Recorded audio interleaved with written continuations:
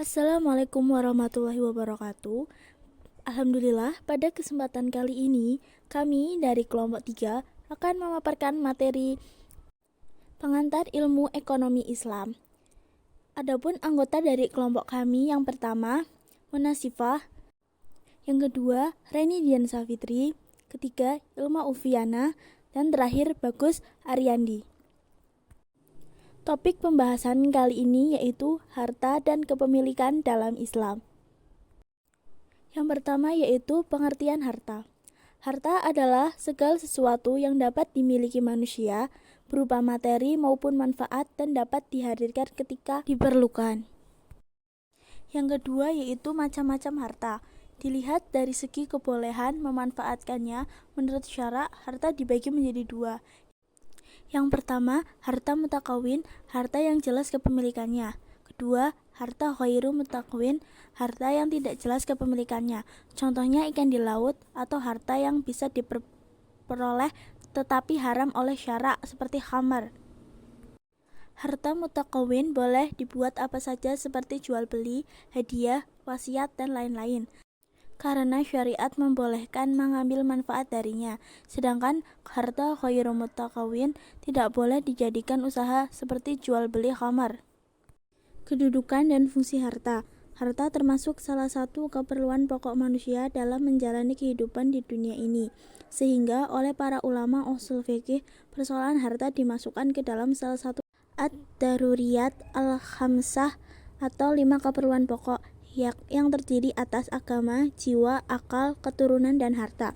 Atas dasar itu, mempertahankan harta dari segala upaya yang dilakukan orang lain dengan cara yang tidak sah, termasuk ke dalam kelompok yang mendasar dalam Islam.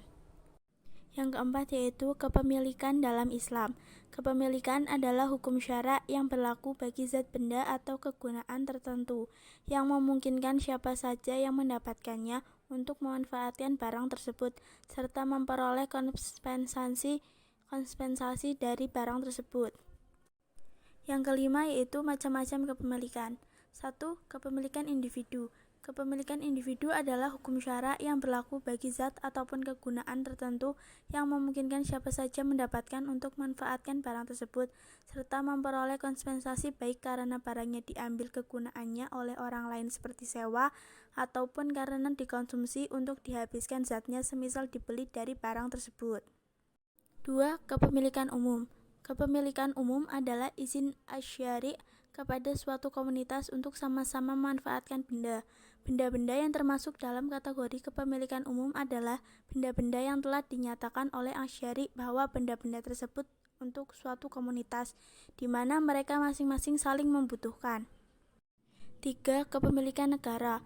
Milik negara adalah harta yang merupakan hak seluruh kaum muslim, sementara pengelolaannya menjadi wewenang khalifah, di mana dia bisa mengkhususkan sesuatu kepada sebagian kaum muslimin sesuai dengan apa yang menjadi pandangannya. Yang keenam yaitu sebab-sebab kepemilikan. Sebab-sebab kepemilikan dibagi menjadi 5. Yang pertama, bekerja. Dalam bekerja, syara telah menentukan beberapa jenis kerja yang layak untuk dijadikan sebab-sebab kepemilikan, yaitu 1. Menghidupkan tanah yang mati, 2. Menggali kandungan bumi, 3. Berburu, 4. Maklar, 5. Syirkah, dan 6. Ijarah. Yang kedua yaitu waris. Waris juga termasuk dalam kategori sebab atau cara untuk memiliki harta, karena waris adalah sarana untuk membagikan kekayaan yang dimiliki oleh seseorang semasa hidupnya agar tidak mengumpul. Maka setelah kematian orang tersebut, harta itu harus dibagikan atau didermakan kepada orang lain. Tetapi pembagian kekayaan tersebut bukanlah merupakan ilat bagi waris itu, melainkan sarana tersebut hanya merupakan penjelasan tentang fakta waris itu tersendiri. Yang ketiga, kebutuhan dan harta untuk menyambung hidup. Setiap orang berhak untuk hidup dan ia juga wajib untuk mendapatkan kehidupan sebagai haknya, bukan sebagai hadiah maupun kelas kasihan. Cara ia memenuhinya adalah dengan bekerja. Jika tidak mampu bekerja, maka negara atau pemerintah wajib untuk mengusahakan pekerjaan untuknya. Yang keempat, pemberian harta negara kepada rakyat. Pemberian ini juga termasuk dalam kategori kepemilikan. Harta yang diberikan kepada orang-orang atau rakyat yang tidak mampu memenuhi hajat kehidupan, hal ini diambil dari bait al-mal sebagai zakat.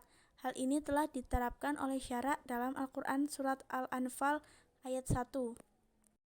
Yang terakhir yaitu harta yang diperoleh tanpa kompensasi harta dan tenaga, yang termasuk dalam kategori sebab kepemilikan adalah perolehan individu sebagian mereka dari sebagian yang lain, atau sejumlah harta tertentu dengan tanpa kompensasi harta atau tenaga apapun. Dalam hal ini mencakup 5, yaitu 1. Adanya hubungan pribadi antara seorang dengan orang lain, baik itu hubungan ketika masih hidup dengan orang lain seperti hibah. 2. Kepemilikan harta sebagai ganti rugi atau kompensasi dari kemadharatan yang menimpa seseorang. 3. Menerima mahar karena adanya akad nikah. 4. Barang temuan atau luqathah. 5. Santunan, kompensasi harta yang diberikan oleh pemerintah kepada seorang karena tugasnya sebagai pejabat pemerintah. Yang terakhir yaitu berakhirnya hak milik. Ada beberapa faktor yang menyebabkan berakhirnya hak milik. 1. Pemilik meninggal dunia sehingga seluruh miliknya berpindah tangan kepada ahli warisnya. Yang kedua, harta yang dimiliki itu rusak atau hilang. Ketiga, jika milik manfaat, maka berakhirnya jika masa berlaku pemanfaatan itu habis. Sekian presentasi dari kelompok kami. Apabila ada kesalahan kata mohon dimaafkan. Wassalamualaikum warahmatullahi wabarakatuh.